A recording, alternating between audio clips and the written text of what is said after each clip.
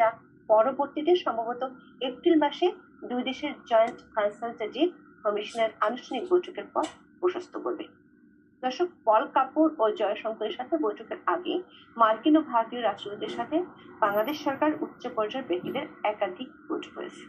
কূটনৈতিক সূত্রগুলো বলছে, পল কাপুরের সফর এবং এস জয়শঙ্করের সাথে বৈঠকের পর বাংলাদেশের অভ্যন্তরীণ রাজনীতির অনেক কিছু পাল্টে যেতে পারে।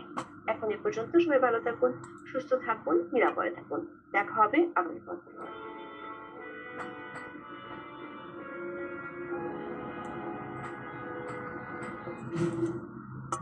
তারা বলতো যে আমরা এখনই বঙ্গভবনে আসতেছি, তুই রেডি হ, তুই তুকারি করে।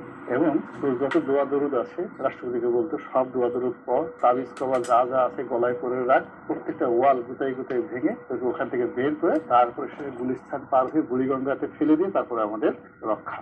তাকে তো উপড়ে ফেলতে চেয়েছে, সে সাংবিধানিক ভ্যাকুয়াম যাতে না হয় এই জন্য সে স্থির থেকেছে এবং সেখানে বিএনপি সমর্থন দিয়েছে। তিন বাহিনী প্রধান ওখানে ছিল, তিন বাহিনী। আইনের রুটিনের পর সরকারের করণীয় কি? সংসদের প্রথম অধিবেশন কি সত্যি অভিশংসনের মঞ্চ হতে যাচ্ছে? আর জুলাই গণঅভ্যুত্থানের বিচার ও রাজনৈতিক ঐকমত্য কি একই পথে হাঁটছে? এইসব প্রশ্ন নিয়ে আমাদের আজকের আলোচনা। দর্শক, আমি ফাইনাল জুই সবাইকে আমন্ত্রণ জানিয়ে শুরু করছি নিউজ 24 নিয়মিত আয়োজন জনতন্ত্র গণতন্ত্র। নিবেদন করছে RICLC। আজকের আলোচনা এগিয়ে নিতে স্টুডিওতে আছেন দুজন সম্মানিত অতিথি। চলুন একে একে পরিচিত হই। আছেন গোলাম মাওলা রনি, সাবেক সংসদ সদস্য।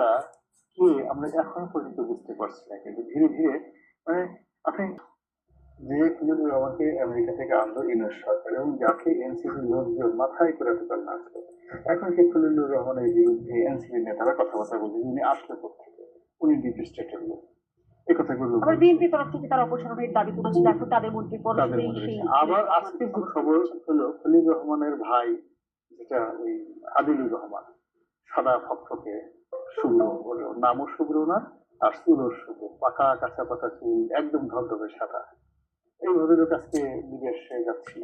মনোভাব দেওয়ার কোনো এখতিয়ার নাই। এটা সাধারণত প্রধানমন্ত্রীর উপদেশ মতোই পরামর্শ ক্রমেই তিনি বক্তব্য দেন এবং তার বক্তব্যই দেন, সরকারের বক্তব্যই দিবে। এবং সরকারের তো আপনার এই যে